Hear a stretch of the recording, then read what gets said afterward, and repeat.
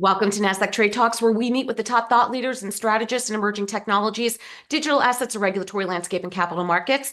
I'm your host, Jill Malandrino, and joining me this afternoon, we have Derek Whitley, co-founder and chief technology officer of Vivum, as well as Jeffrey Starr, chief marketing officer of D-Fend Solutions. We're here to discuss how AI-driven decision-making enhances operational effectiveness and reduces risk in high-stake environments. It is great to have the both of you with us. This is an interesting topic when we think about defense tech. So, Derek, I want to kick this off with you. Give us a high-level overview of where Vivum fits within the ecosystem. Absolutely. Thank you very much. So Vivum is focused primarily on what we call legitimate autonomy. Right now, autonomous systems, as they're being used, are very much constrained by deterministic systems. They're constrained by the sensor payloads that come on the devices themselves. So autonomous systems have a pretty standard outfit when it comes to what kind of sensors are available: inertial navigation units and optical cameras, so on and so forth. And the ways in which autonomy is performed is very much just based on those body types and based on those sensor payloads, and they're tightly engineered. So generally, that's a good thing when they're tightly engineered, but there's an opportunity right now for AI to be enhancing the level of control for autonomous systems just across the board. And that's where Vivum sits, specifically on the autonomy software, providing legitimate autonomy for drones, sea, air, land, and space. And Jeffrey, tell us more about D-Fend Solutions. Sure. Thank you for having me, Jill. We're a leading global provider of field-proven, cyber-based and AI-enhanced counter-drone solutions. And we're specifically a kind of new technology category, a new generation of counter-drone. We're non-kinetic, which means not physical. We're not shooting anything out of the sky, and we're non-jamming.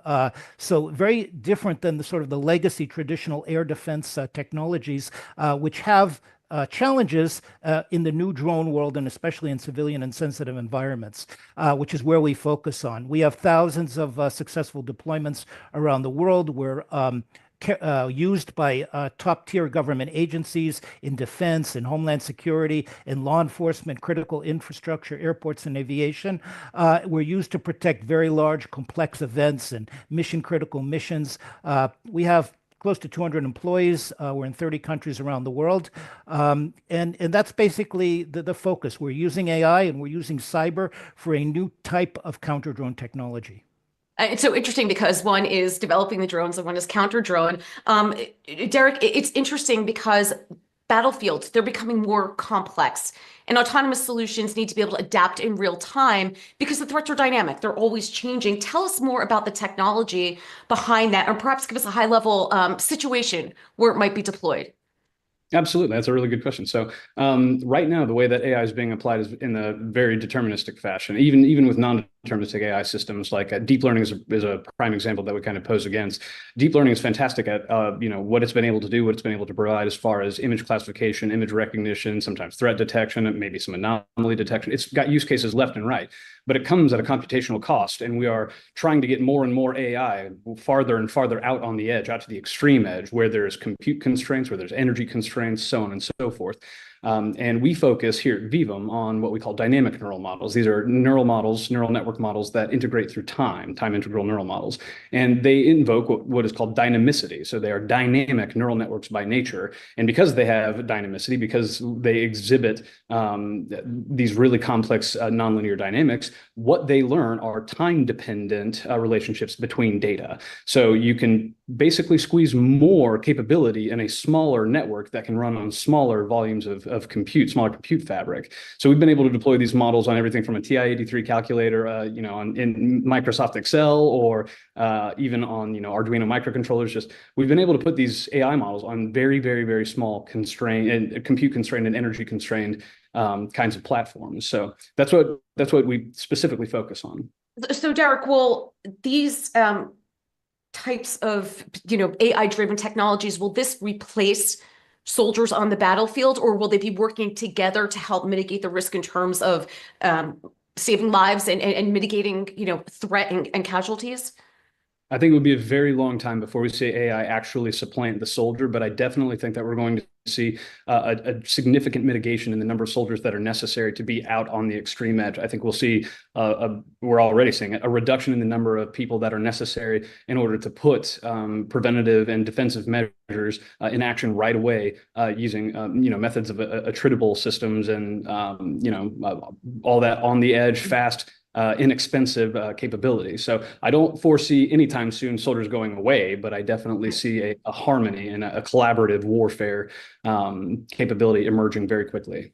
Well, I mean, we did it with canines, and look at, how it's just incredible to see how humans and animals work together. So I can only imagine what this will be like, not even just from trying to mitigate casualties, but response time being quicker. And I think that's what's really interesting about it. I want to switch gears for a moment, Jeffrey, here, when you think about AI and cyber, because the good actors and the bad actors, they're leveraging the same types of technology. So it's always like a cat and mouse game, a 4D, chess type of game that you're playing to stay ahead. Yeah, we call it a combination cat and mouse and leapfrog game. It is never ending. And it's interesting, you mentioned earlier the contrast drone and counter drone. Even though we're a counter drone technology and a counter drone company, we are very pro drone. In fact, we're arguing that the counter drone technology needs a new generation in order to preserve the emerging drone society, the new drone economy. And that, in fact, we just raised a major investment round late last year. And that was, if you look at the announcement of the investment, one of the sort of thesis points of the investors is, whenever you have the rapid proliferation of very positive and beneficial technology, such as drones, which are ubiquitous in doing everything now, as you know, agriculture, construction, delivery, security, shipping, you name it, you're always going to have this small percentage of potential dangers of bad actors, criminals, combatants, or even just the careless and the clueless. And the big opportunity of then is the counter technology to protect against that, small percentage that could be potentially dangerous. So you have the rapid proliferation of something good, but then you have the danger and how to counter it. So we emerged because this new threat basically needed a new type of treatment. And that's where the cyber and the AI come in. So the first wave, the first generation of technologies aimed at protecting against drones came from the legacy battlefield military applications that were not originally developed for drones, but just originally developed for other types of threats from the air. But then when you try to use them against this rapid proliferation of commercial drones, and especially in sensitive civilian environments, all kinds of issues arise. You have, for example, crowded skies now, and radar may sometimes fail to distinguish even between birds and drones. You have optical technologies that are camera-based, but with drones, you might not always have a clear line of sight, especially if you're in an urban setting with tall buildings or mountains. Acoustic solutions fell short because drones are getting quieter. And of course, think of a stadium or an airport. Those are noisy environments.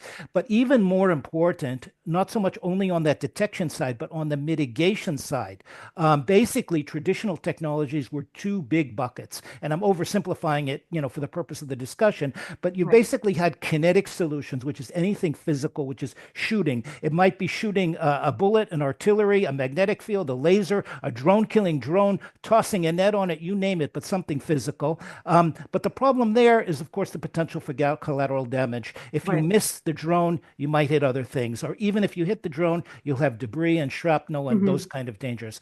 The other solution was typically what's called jamming, electronic warfare, which disrupts the communications between the drone and the remote control. But the problem there is it can also disrupt other communications and operations in the neighborhood, in the area. So we emerged as an alternative, cyber-based, to be fast and accurate, but to be safe and controlled and allow continuity to make an incident non-incident. And we're very surgical, very precise. We basically take control of the drone and land it safely or fend it off in a pre-area. So that's kind of the basis or philosophy behind this new category of counter-drone technology. Right. And I appreciate making that distinction because I'm one of the lucky ones who live in New Jersey where all of those drones, I'm in the flight path of Newark, and we were kind of, I guess, ground zero, if you will, for lack of a better term. And those were the kinds of questions we were asking. What if somebody on the ground tries to provide a countermeasure? What if it interferes with air traffic? It was so acute to where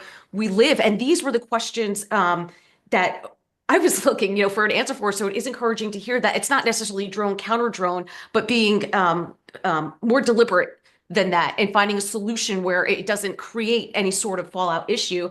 Um, Derek, let's for a moment talk about the investment side of it. In defense technology, whether it's domestic or it's international, it seems as if there's going to have to be a lot of partnership when it comes into investment here and how you're allowed to deploy these types of craft. Yeah, that's precisely right. So investors are interested in, number one, getting return on investment, but also mitigating risk. So in the defense industry, you try to take a dual use approach to this. So you hear dual use technology applied quite a bit as a way of like mitigating that risk. If I've got a technology that I'm developing that is useful in defense applications for myriad reasons, if any part of that or a significant part of that is valuable in the commercial use case, then it's going to dramatically de-risk any kind of investment. And investors want to see that. They want that very much. The other more difficult part, I think, is we're kind of in the Wild West here when it comes to regulation and compliance. So we have the FAA, which is an amazing institution designed to keep people safe. And the challenge that we're going to run into immediately is drones are going to become more autonomous. Autonomous systems are going to become more autonomous. BVLOS, beyond visual line of sight, is something right now. There's a process that we have, that the FAA has, in order to get a waiver for operating with drones beyond visual line of sight. We're going to see more and more and more drones operating in that kind of capacity beyond visual line of sight and all over the place, monitoring infrastructure, evaluating pipelines, energy lines, evaluating, everything. And that's going to require fewer people and a lot more autonomy. And as a result, we need to understand exactly what's going to happen with that autonomy. Regulators need to know what's going to happen. We need to make sure that we're keeping everyone safe while we're providing this value, both to the warfighter as well as to all civilians that are just here domestically. Right. And that's a great point that you bring up. Again, not to bring it back to me, but anecdotally, these drones were massive. They were huge. They were like the size of flying cars. In our neighborhood, we kept questioning, there's no way the government cannot know what's happening here. I don't live too far from President Trump's golf course. And that's, kind of the path that these drones were flying. And the fact that there was no communication with the public, we're not all experts, right, when it comes to the technical side of it, or even to the defense or military strategy side of it. So I think it's important with the regulators, if for nothing else, that they come together and they at least educate the public in terms of, this is what we're doing. I understand a lot of these things are done in the spirit of national security, but both of you pointed out how important it is to make sure that the physical fallout and, how local communities are perceiving this. You know how it is. People are very protective with their properties. And my concern was someone going out with, whatever handmade apparatus and trying to shoot these things out of the sky. So I'm hoping that the industry is advocating for public awareness and education as well. Yes, I think that's a really good point. Right now, where we are is the technology is moving way faster than regulators are able to keep up with. That's the speed of AI right now. That's the speed of drones and autonomy. It's moving so fast. So a lot of people in industry, myself included, are trying to actively engage our lawmakers, our legislators, and our politicians to get them aware so that they can craft the appropriate legislation as well as make the public aware. There's a cultural shift that is occurring around AI and autonomy. The release of AI chat models that are extremely capable at delivering value to end users very quickly, but also very poorly understood, but we've adopted it aggressively. We have a culture of adopting the technology, and in this case, adopting the technology without any significant regulation around it. And autonomy has slightly more regulation, I would say, than other AI bots, but that only comes as a result of people trying to have, having flown older drones and model airplanes a long time ago. So there's just a little bit of a bootstrap there, but not much. So there's definitely an education problem that needs to be addressed immediately. Yeah, it certainly does. And Jeffrey, I want to bring back the cybersecurity angle for a moment here, because cyber is a huge part of our coverage. And this question comes out in every single panel. It's such a competitive landscape. And whether it's internal or external facing products, or is cyber and then the risk management side of it almost an afterthought, not only from, how it could disrupt the company, but how it can have a larger impact when it comes to cybersecurity. Because the bigger the tech stacks get, the more the threat surface is expanded, and that opens it up to a lot of vulnerabilities. I'm just hoping that cybersecurity is more of a forethought than anything else when you start thinking about these technologies. Absolutely, especially now when you're talking about really the convergence of cyber, AI, drones, and and defense tech, all kind of coming together, which is really what we're talking about here in terms of these technologies.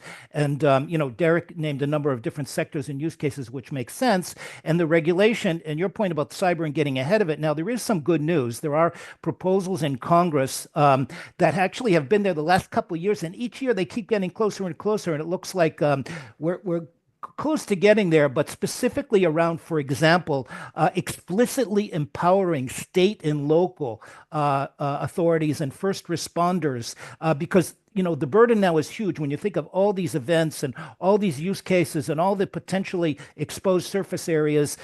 We need more coverage. It's not the federal level cannot handle it in and of itself by themselves. So that's one of the, I think, very encouraging things. It's in Congress now. There's a number of different bills that have been proposed to extend these allowances and authorities, more explicitly to the state and local level as it relates to, detection and ultimately mitigation. So that's kind of, on a positive note. And then the investment thesis that we talked about earlier. I mean, it's an interesting combination. I'm finding successful technologies in the space. One, you have to have an overarching vision that's positive and that's beneficial in terms of helping this drone society flourish. At the same time, the technology has to be deep. You have to show growth. You have to have proven installations. You have to have lots of customers. You have to have a good brand, and you have to have a great installed base of customers, which you're not allowed to talk about because of operational security reasons. Mm-hmm. So kind of those all come together, and now the regulatory environment, Derek's right, it was behind the technology, but there is some positive movement. So kind of all that's coming together, I think, in a very positive way. And you know what, Jeffrey, part of the challenges when it comes to regulatory framework is, there's so many jurisdictions in the US, but this is one area where I think state and local should have the jurisdiction, because mitigating and responding to a threat in New York City is very different than a wide open space in Montana. It's almost necessary to have specialized responses. For that reason, I think, to your point, it would be nearly impossible, perhaps with overarching reporting requirements, that you could expect it to happen on the federal level.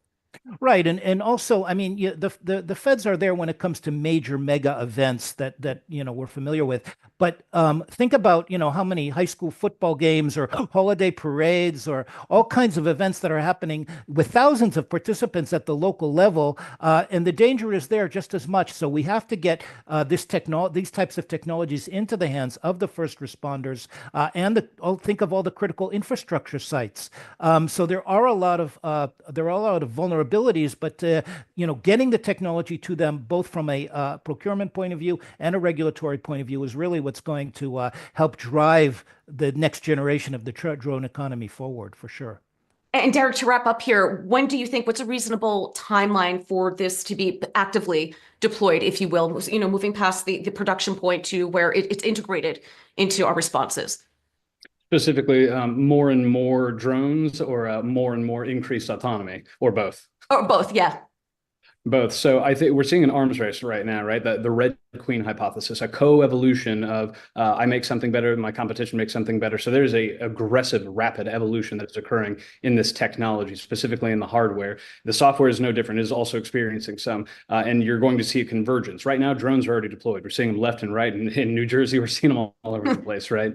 And the autonomy software that governs that, we're going to see evolutions of that as well. We've started to see it a little bit with the capabilities that have been deployed in multiple war fronts, in the last 2 years. And I think where you're really going to start to see this incredible convergence of these technologies and these next generation manufacturing capabilities, I think it's going to be in the next 1 to 2 years. There's going to be an explosion of production worldwide. It's already ramping up. People are already doing, companies are already doing large distribution. It's happening right now. But I think we're going to see that just explode. I think we're going to see it get bigger and bigger. All right. We will certainly keep the both of you engaged as we watch this environment unfold. Appreciate both of your insights. Thanks for joining us on Trade Talks. I'm Jill Malandrino, Global Markets Reporter at Nasdaq. Thank you. Thank you, Jill.